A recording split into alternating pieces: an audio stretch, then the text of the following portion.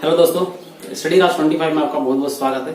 दोस्तों, आज की जो क्लास है बहुत ही इंपॉर्टेंट है क्योंकि आज हम पढ़ेंगे बैक्टीरिया। ठीक है, बैक्टीरिया क्या है? बैक्टीरिया को क्या बोलेंगे? जीवाणु।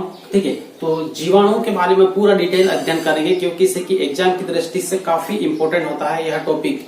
कारण ये है, किसी की विषाणु हमने पढ़ा इससे पहले वाली क्लास में, तो वायरस मतलब विषाणु, विषाणु से जुड़ा हुआ है जीवाणु। ठीक है, तो विषाणु से संबंधित क्वेश्चन आने की बहुत ज्यादा संभावना है क्योंकि वर्तमान जो टाइम है ये विषाणु से प्रभावित है, मतलब वायरस से प्रभावित है। ठीक है, तो इसलिए यहाँ पे देखेंगे किसी भी एग्जाम के लिए, चाहे एनटीपीसी, एसएससी हो, रेलवे हो या फिर पुलिस की तैयारी करने वाले स्टूडेंट हो, हर एग्जाम में लगभग वायरस और जीवाणु संबंधित क्वेश्चन आने की लगभग पूरी संभावना बनती है अब जो आने वाली एग्जाम है इसमें। ठीक है, तो इसलिए हम यहाँ पे एक एक चीज पूरी इसके डिटेल में देखेंगे। और सबसे पहले आपको से कि एक बात बताना चाहूंगा कि इससे कि आप यदि से कि चैनल पे नए आए हो तो चैनल को सब्सक्राइब जरूर कर लें। ठीक है, और लास्ट में यदि आपको वीडियो अच्छा लगे, समझ में आता है अच्छी तरीके से, तो वीडियो लाइक जरूर कर लें। आइए हम स्टार्ट करें बिना टाइम वेस्ट किए। वायरस ये जीवाणु या फिर बैक्टीरिया। ठीक है, बैक्टीरिया या जीवाणु। तो सबसे पहले यहाँ पे देख लें ध्यान से, यहाँ पे 3-4 पॉइंट यहाँ पे जो लिखे हैं इनको ध्यान से एक बार देख लें और पढ़ लें। ठीक है, उसके बाद में एक एक पॉइंट पूरा समझाने वाला हूँ, तो पढ़ें इसको और हो सके तो इसका स्क्रीनशॉट भी ले लें या फिर कॉपी में नोट डाउन कर लें। तो चलो स्टार्ट करें। सबसे पहला पॉइंट, इसमें सबसे पहला पॉइंट दिया है बैक्टीरिया के बारे में, मतलब जीवाणु के बारे में। क्या दिया है कि यह एक प्रोकैरियोटिक जीव है। ठीक है, यह क्या है? एक प्रोकैरियोटिक जीव है। प्रोकैरियोटिक का मतलब क्या होता है, या प्रोकैरियोटिक जीव मतलब किस प्रकार के जीव होते हैं? तो आपको पहले पिछली वाली क्लास में बहुत अच्छी तरीके से प्रोकैरियोटिक और यूकैरियोटिक को मैंने डिफाइन किया था, वो दोनों में डिफरेंस भी बताया था, लेकिन अभी फिर बता दे रहा हूं, ध्यान से सुने। ठीक है, तो प्रोकैरियोटिक जीव मतलब किस प्रकार के जीव?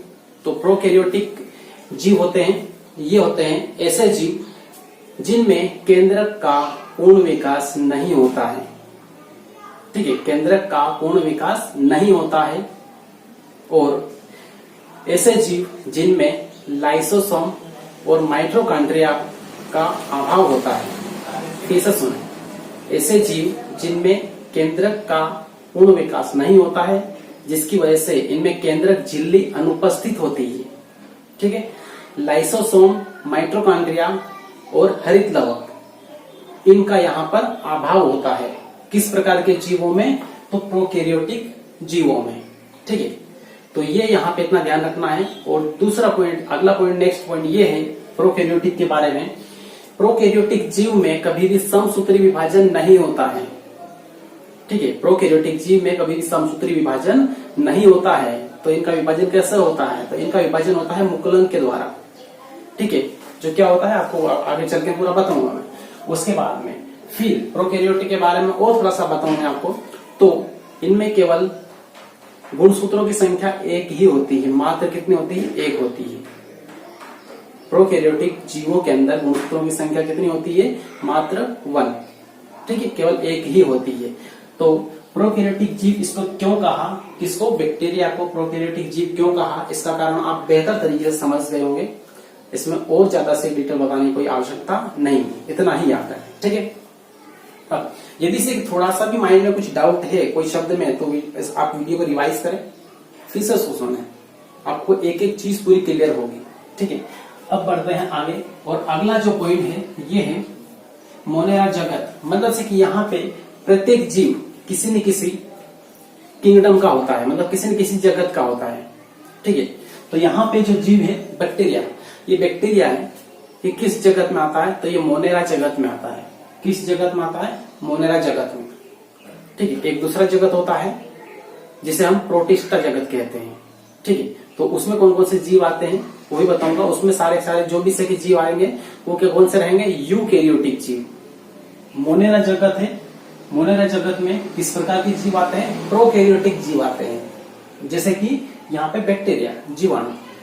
ठीक है, ये कौन सा है? प्रोकैरियोटिक जीव है। क्लियर है? तो मोनेरा जगत मतलब ऐसे जीव जो प्रोकैरियोटिक जीव के श्रेणी में आते हैं वो मोनेरा जगत के अंतर्गत आएंगे, और बैक्टीरिया या जीवाणु ये कौन से जगत में है, तो मोनेरा जगत में है। अच्छी तरीके से इसको याद रखें। क्लियर है? अब फिर बोले, अब यहाँ पे कोशिकीय की बात करें, यहाँ पे कोशिका एक कोशिकीय होता है या फिर दो कोशिकीय होता है या फिर बहुकोशिकीय होता है। ठीक है, तो यहाँ पर ये जो से कि बैक्टीरिया है, जीवाणु है, यहाँ पे आपको दिख रहा है ये जो एक कैप्सूल के आकार का होता है, ये बोल सकते हैं, या फिर छड़ के आकार का या फिर बेलनाकार भी बोल सकते हैं अपन इसको। तो इस तरीके कैप्सूल के आकार का जैसे ये जीवाणु है, ये बैक्टीरिया का यह चित्र है। इसमें एक कोशिकीय या बहुकोशिकीय हो सकता है, एक कोशिकीय भी हो सकता है, बहुकोशिकीय भी हो सकता है। क्लियर है?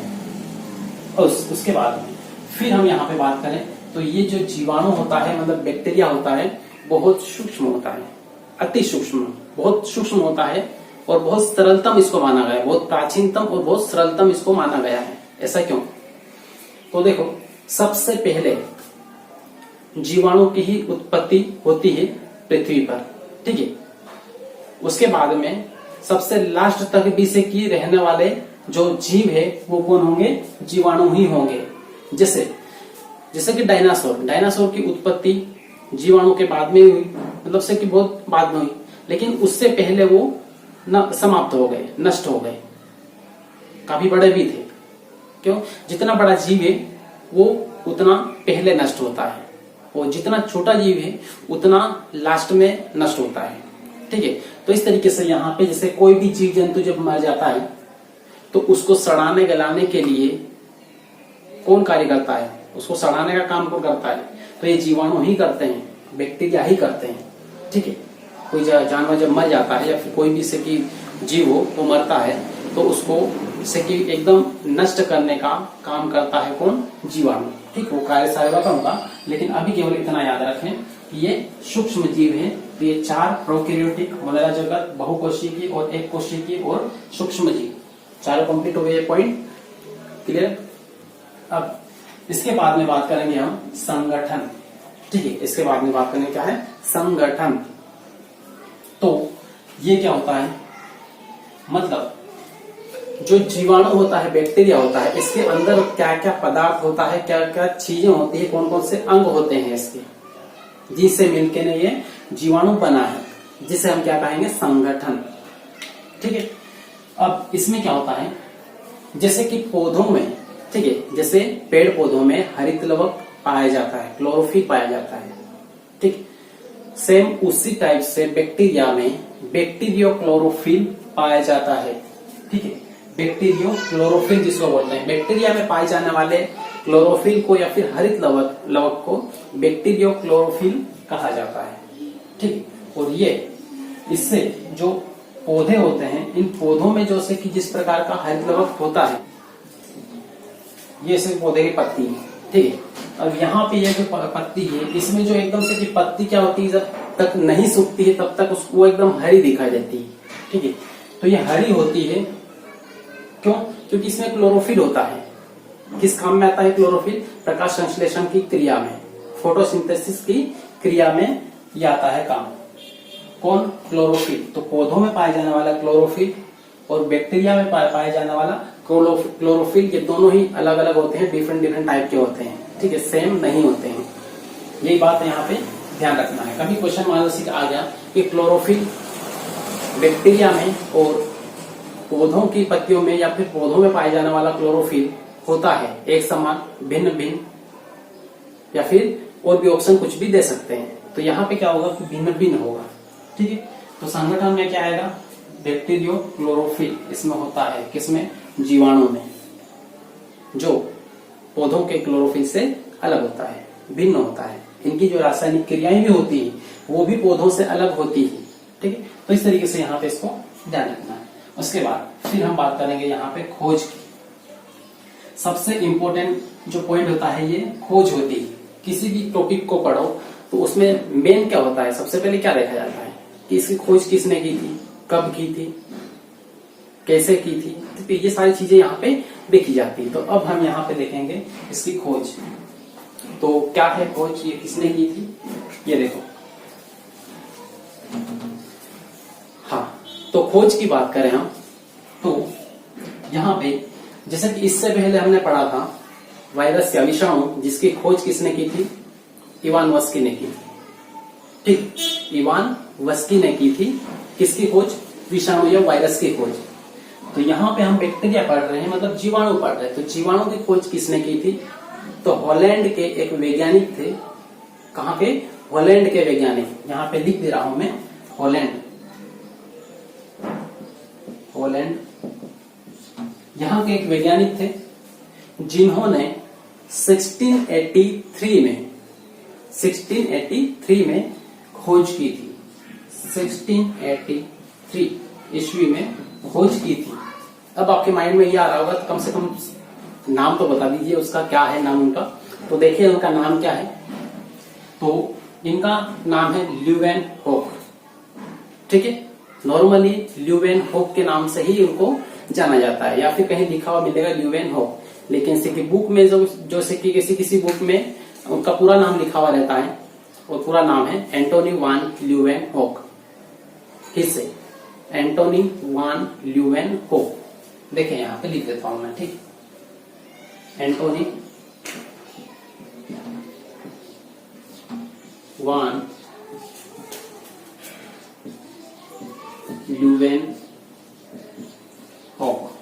ठीक है, तो इस तरीके से यहाँ पे इनका नाम है, पूरा नाम है। शॉर्टकट में आपको केवल याद रखना है ल्यूवेनहोक। ठीक है, ल्यूवेनहोक। तो बैक्टीरिया की या फिर जीवाणु की खोज किसने की थी? तो ल्यूवेनहोक ने की थी। ये कहाँ के वैज्ञानिक थे? हॉलैंड के थे। कब की थी? 1683 में, 1683 ईस्वी में। क्लियर है? तो इस तरीके से यहाँ पे इन्होंने खोज की और इन्होंने पाया अपने द्वारा बनाए गए सूक्ष्मदर्शी के द्वारा से कि इन्होंने देखा पूरा, तो उनको दिखा कि बारीक बारीक सूक्ष्म, बहुत बारीक बारीक जीवाणु है, एक प्रकार से जीव है, सूक्ष्म जीव है। ठीक है, तो ऐसे छोटे छोटे जीव दिखे जिनको इन्होंने क्या बोला? सूक्ष्म जीव। तो यहाँ पे इनके द्वारा जो कहा गया वो कहा गया सूक्ष्म जीव। सूक्ष्म जीव ये कहा गया। ठीक है, इन्होंने बैक्टीरिया नहीं बोला था, इन्होंने जीवाणु नहीं बोला था।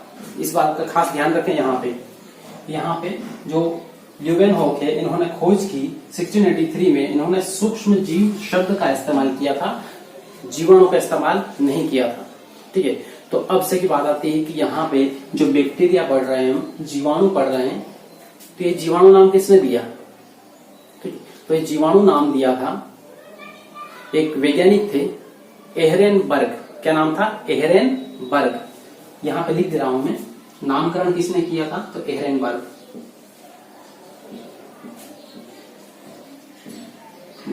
ठीक, ये यहाँ पे एहरेनबर्ग या फिर एरहेनबर्ग, इस तरीके से 2-3 बुकों में से देखा था, तो उसमें कुछ में एहरेनबर्ग लिखा हुआ है, कुछ में एरहेनबर्ग लिखा हुआ है। ठीक है, तो आप एहरेनबर्ग केवल याद रखेंगे। इन्होंने यहाँ पे नामकरण किया था किसका? बैक्टीरिया का। मतलब ये जो सूक्ष्म जीव इन्होंने खोजा था, इसका नामकरण किसने किया था? एहरेनबर्ग ने। कब किया था? तो यहाँ पे 1829 ईस्वी में। कब? 1829 ईस्वी में इसमें किया था। और इन्होंने कहा ये सूक्ष्म जीव जो है ये क्या है? जीवाणु है। जो सूक्ष्म जीव ल्यूवेनहोक के द्वारा खोजा गया, इसका नाम क्या है? जीवाणु है। मतलब क्या है? बैक्टीरिया है। क्लियर है? तो इस तरीके से इन चीजों को आपको अच्छे तरीके से याद रखना है, समझना है, एक से एक कड़ी से कड़ी उसको जोड़ के रखना है, ताकि इसे वो माइंड में फिट रहे। एकदम डायरेक्टली रखने की कोशिश नहीं करना है। क्लियर? उसके बाद में फिर हम आगे बढ़ते हैं, और इसके आगे हम जाएंगे 2 वैज्ञानिक और है जिनके बारे में इनसे जुड़े हुए हैं, इसलिए हम उनके बारे में पढ़ेंगे।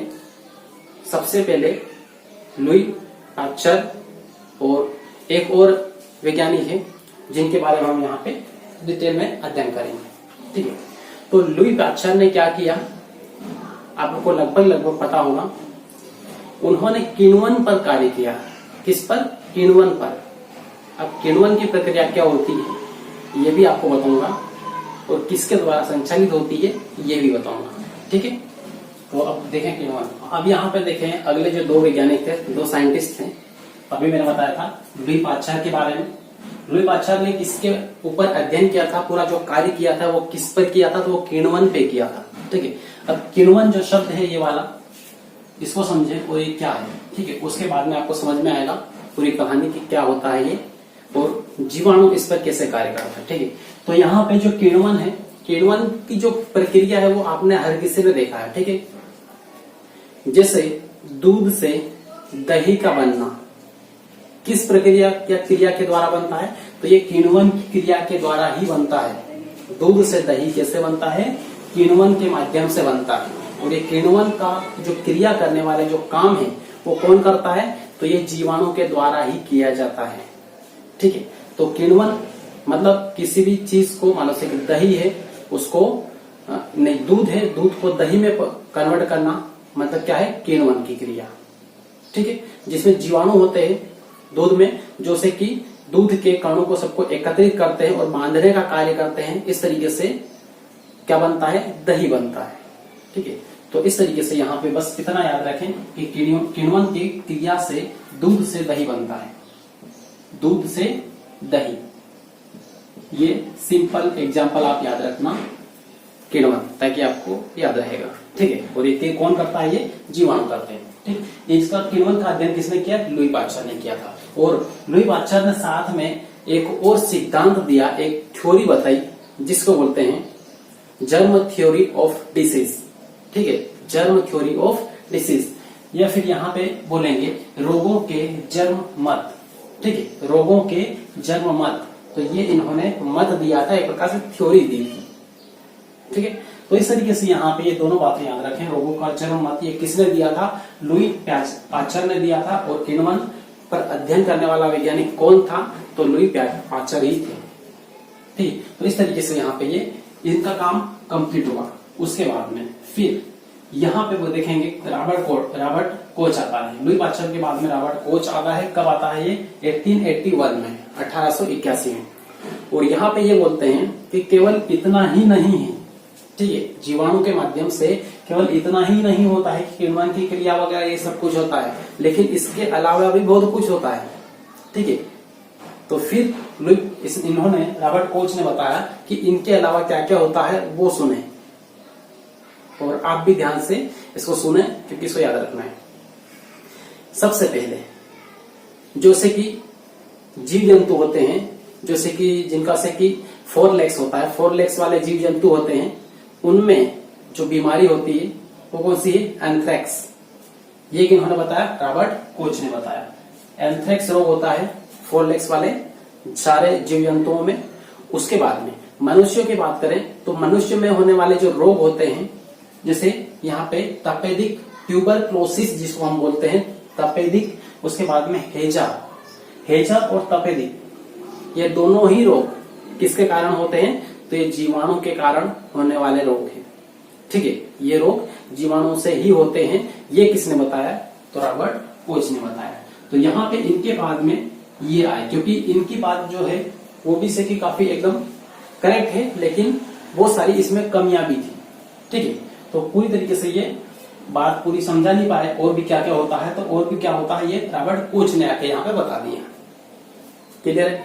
अब थोड़ा और देखें यहाँ पे, तो यहाँ पे ल्यूवेनहोक ने खोज की 1683 में, और इन्होंने कहा सूक्ष्म जीव है ये। ठीक है, बारीक बारीक जीव देखे, छोटे छोटे जीव देखे जिनको सूक्ष्म जीव कहा।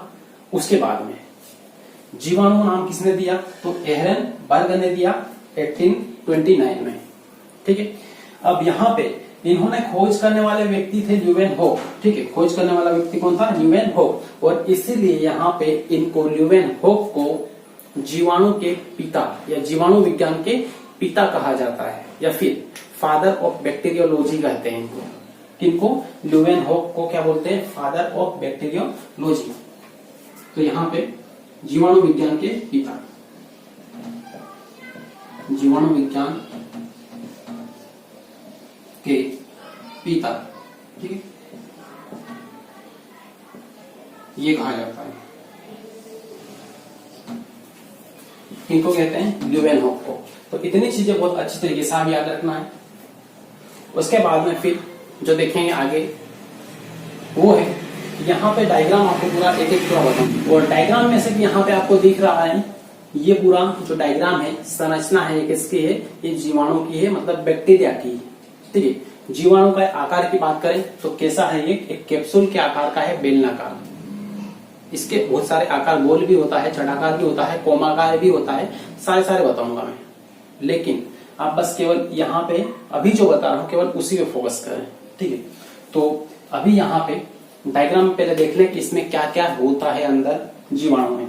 तो ये है जीवाणु कोशिका की संरचना। जीवाणु कोशिका की संरचना यहाँ पे बताई है कैसी होती है। तो इसके अंदर यहाँ पे सबसे ऊपर वाली जो लेयर होती है इसको हम बोलते हैं कोशिका भित्ति, ठीक है। सबसे ऊपर क्या होती है, कोशिका भित्ति।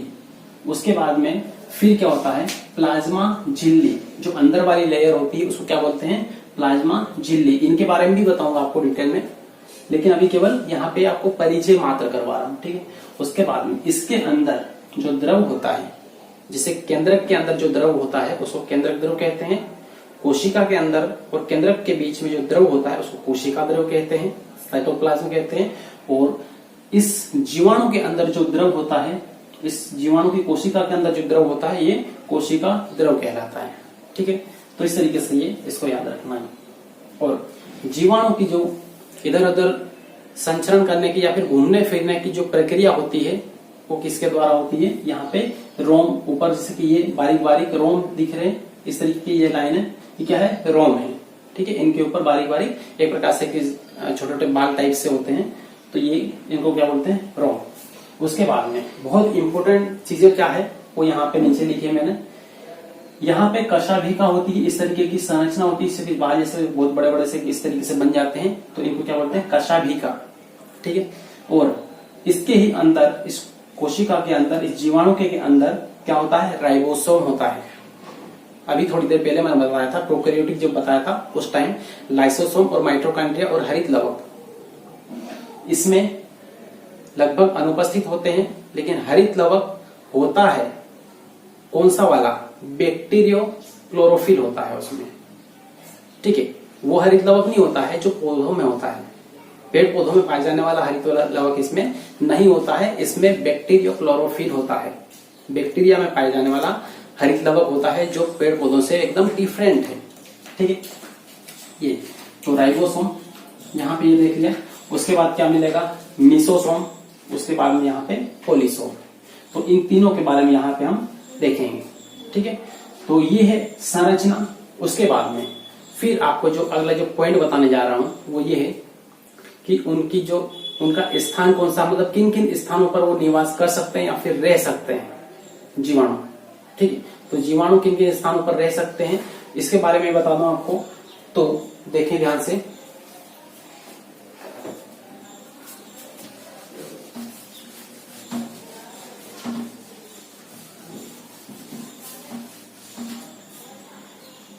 जीवाणु के स्थान, ठीक है, स्थान बोलो या फिर निवास स्थान बोलो, ठीक है। ये यहाँ पे समझ ले ध्यान से ताकि इसे क्लियर हो सके इनके बारे में। सबसे पहला कि जो स्थान है इनका थोड़ा सा समझने की कोशिश करना, यहाँ पे सही तरीके से हो सकता हो यहाँ पे न लिखे। सबसे पहला, जितनी हो सके, जितना भी टेम्परेचर हो उस टेम्परेचर में जीवाणु रह सकते हैं, ठीक है। कितना भी हाई तापमान हो, तापमान, ठीक है, कुछ तापमान में भी जीवाणु जीवित रह सकते हैं। उसके बाद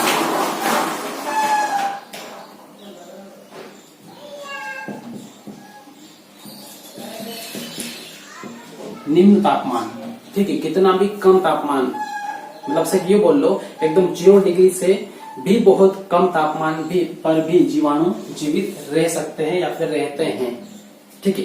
तो इस तरीके से यहाँ पे ये। उसके बाद में फिर से कि मतलब से एक प्रकार से मिट्टी में, पानी में, किसी भी पदार्थ में देखो तो आपको जीवाणु मिलेगा ही मिलेगा। यहाँ तक मनुष्य के मुख में भी जीवाणु होते हैं, अनेक प्रकार के जीवाणु होते हैं। मनुष्य के शरीर में भी अनेक प्रकार के जीवाणु होते हैं, मुख में तो होते ही होते हैं, ठीक है। तो इस तरीके से आपको याद रखना है। और अब यहाँ पे बता रहा हूँ 1 2 3 और ये 4, ये 4 पॉइंट अच्छे तरीके से याद रखें कि जीवाणु कहाँ कहाँ पर होते हैं। सबसे पहला मिट्टी, दूसरा पानी, उसके बाद में मुख, ठीक है, मुख मनुष्य का हो सकता है, जीव जंतु का भी हो सकता है, ठीक है, तो इनमें होता है जीवाणु। उसके बाद में फिर किसी भी पदार्थ में अन्य पदार्थ, तो इस तरीके से यहाँ पे ये मिट्टी, पानी, मुख, अन्य पदार्थ, इनमें यहाँ पे बैक्टीरिया पाया जाता है। तो इतना याद रखना है यहाँ पे कि इनका स्थान क्या क्या होता है, वो 4 दिए हैं, किन किन परिस्थितियों में वो रह सकता है, तो कितना भी उच्च तापमान हो या फिर कितना भी निम्न तापमान हो, बैक्टीरिया मतलब जीवाणु जीवित रहता है। क्लियर है? तो ये है बैक्टीरिया के बारे में। और आज की क्लास बस इतने ही, क्योंकि इससे ज्यादा बढ़ाएंगे तो काफी से की लंबा वीडियो हो जाएगा, इसलिए हम यहाँ पे ही इस क्लास को समाप्त करेंगे। और लास्ट में आपसे एक ही रिक्वेस्ट है कि यदि वीडियो अच्छा लगा हो तो लाइक जरूर कर लें और चैनल को सब्सक्राइब करें, बेल आइकन जरूर दबा दें, ताकि आपको इस टाइप के वीडियो कंटिन्यू मिलता रहेंगे, ठीक है। और हाँ, अपने दोस्तों तक इसको शेयर जरूर करें, ताकि अधिक से अधिक दोस्त लोग इसका प्रॉफिट ले पाए या फिर इसका लाभ उठा पाए। मिलते हैं नेक्स्ट क्लास में, तब तक के लिए बेस्ट ऑफ लक।